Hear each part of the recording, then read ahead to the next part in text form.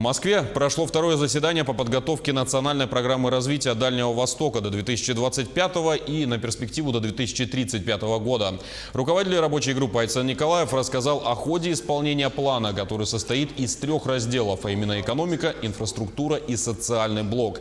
В настоящее время проект находится на финальной стадии согласования в правительстве страны. Всего членами рабочей группы и подгрупп было внесено более 700 предложений на нацпрограмму.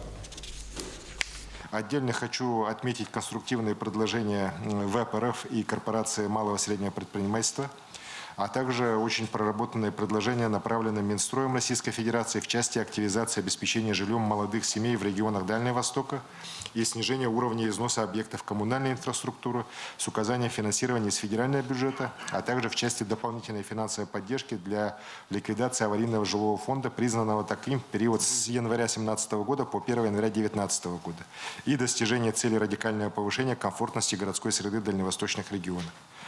От дальневосточных субъектов поступило 557 предложений. Большая часть этих предложений касается увеличения количества объектов капитального строительства и объектов магистральной инфраструктуры.